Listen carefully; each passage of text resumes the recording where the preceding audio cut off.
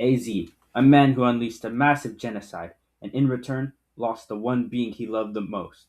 AZ, a man who was king but became a wanderer, tormented with grief over losing the one companion indefinitely. AZ, a man who witnessed countless world changing events, all within the span of his ever increased lifetime. AZ, the man who. Okay, Aziz important. But what is the point of watching this video when I could just go on Bulbapedia and find out? Better yet, what is the point about learning about Zed and his life? It's not going to teach me anything. Well, my dear viewer, AZ's life is, in fact, very important to learn about. It has a lot of themes about morality, ethics, grief, vengeance, betrayal, forgiveness, and the second coming of Hitler.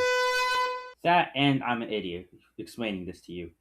Without further ado, let's talk about this man before he kicks the butt. Oh, wait. He passed away? Damn. Okay, let's talk about him while people still remember him alive and not something of the past. Okay, here is what we know about AZ. 3,000 years ago, before the timeline of X and Y, AZ was the king of Kalos and went to war against another region. Why? They don't explain it. Just deal with it. It was long and hard, and both sides lost a lot of people in Pokemon. AZ fought as well, with a Floette that was given to him by his dead mother, and the Floette died. Well, my guy should have evolved it to Florges. This would have all been over if he just evolved it to Florges.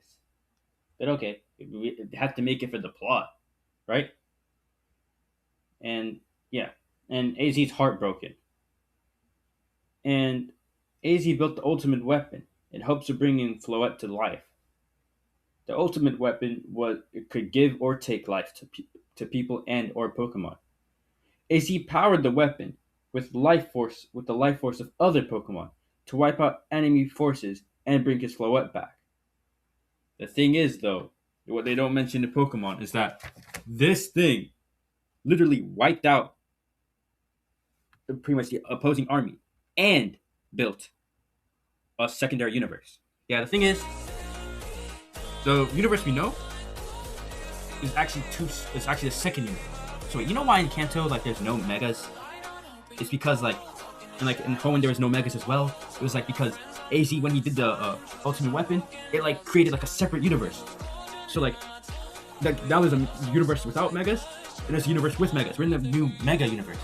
Okay, yeah, I'm speaking yapping too much. Just so you know that this guy just created a whole different universe. So, damn, that's Aura, right? Gotta admit, that's Aura. AZ's Floette didn't like how AZ just changed to a cruel person and left him for 3,000 years. AZ and his Floette's exposure to the ultimate weapon extended their lives, and AZ grew 9 feet tall. Damn it, I wish basketball was invented then. Imagine AZ in his prime, bruh. Okay, back to the story. AZ left the kingdom with his younger brother becoming king and burying the ultimate weapon, which AZ had the key for, meaning that the ultimate weapon wouldn't be used again. Wait, why did the music turn off? Why did the music turn off? AZ became a wanderer and did many things during his 33,000 year life. Wait, hold up. Not gonna lie, he has some hella accomplishments. So let me just check it off here. Wait. Apparently, 3,000 years ago, he went to the Galar region and witnessed the darkest day. That's already. Not gonna lie, how is he there? Like who told him to go there? But okay, I'll just accept that. He also went to the Hoenn region 1,000 years ago to plant a tree. You're kidding me. Oh, and he saw the Mega Rayquaza versus Primal Groudon Kyogre fight. Jesus Christ, my guy! This guy's doing everything. He's speed running life. I mean, no, he's not speed running life. He's 3,000 years old. He can't speed run life. He's the only person who can't speed run life. Sorry, I had a quick water break. Okay, let's get back to the story. AZ, then in present day X and Y, returns to the Kalos region, where he gets kidnapped by his by his great great great great great great great great great grand grand nephew. Huh?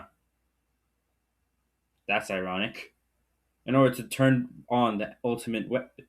Wait a minute. Didn't your great great great great great great great great great grandpa just like hit it on purpose? What are you doing? Oh, he's the next Hitler. Why does this region take place in France? It should be Germany. I don't know why it's not Germany. Bro, why is Hitler in this? Anyways, the protagonist goes and frees AZ, who has the key to the ultimate weapon. But Lysander has the key, and blah blah blah. He unleashes the ultimate weapon himself, right? He fights the player. The player catches a legendary. Blah blah blah. You all know that he dies, right? Wait, he doesn't die? Ah, yeah. Okay, whatever. Anyways, Az just somehow gets free, right? Nobody mentions him until he comes back and meets the protagonist, like after he beats the league, and he challenges him. Hmm. Well, for a 3,000-year-old player, no, blah, for a 3,000-year-old Unk, what team could he possibly have? I mean, he's probably trained those Pokemon to level 200 or something. He had a Golurk, a Sliggolith, and a Torkoal. That's it. That's it. Not even including the Floette. That's it. Of course he gets cooked by the player. This man is a champion. Of course he gets cooked. AC thanks the player for apparently beating him because it frees him from his torment. And then, aw, so cute, the Floette comes back to him. Anyways, after that, we don't see AC at all anymore. Well, until Legend ZA, which apparently AZ is now runs Hotel Z, where he recruits a bunch of kids. Isn't that human trafficking? Yeah, he recruits a bunch of kids to help him fight like Rogue Mega Evolution, and he doesn't even tell them this at first. Like he says, he has to find the strongest Mega Evolution trainer, so he starts grooming these kids. Wait, not like that, not like that. But he starts like getting these kids to like fight all these rogue mega battles, right? And doesn't even know like the main character. He doesn't even know much about him. He just like one of the kids just bring him in and says, "Hey, he says he needs a place to stay." And like, oh, okay, he comes. It's long, but anyways, long story short, Az gives his Floette to Tawny slash Urbane, and they try to stop Ange, but apparently Floette is like taken by Ange, and like Ange like basically like takes let me find the best terms for this. What could I possibly call this? Uh, Pimped. Yes, pimped by the tower. Yeah, hear me right? AZ's Floette gets pimped by the Eiffel Tower. And yeah, and AZ and Floette is just like kind of cooked. Not gonna lie. And so you basically, the main character has to get Zygarde to fix the mess, which AZ built himself twice. Oh yeah, and Lysander's alive.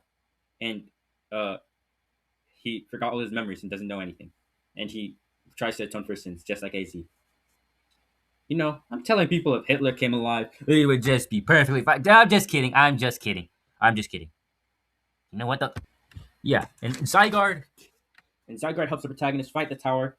And after this, Az has this scene where he sees like this like fireworks from like the tower's like defeat, right, from Ange's defeat, and he's like thanking the protagonist, right.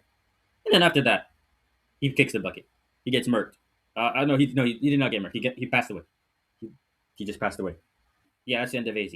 Oh wait, he gets a mention in the DLC where he just like is like alive in a dream world. Huh. Oh yeah. Well, yeah. Okay. Moral of the story: don't do stuff for other people. Don't care about other people. Other people's lives are not important. And if you try to become Hitler, you get a 3,000-year lifespan.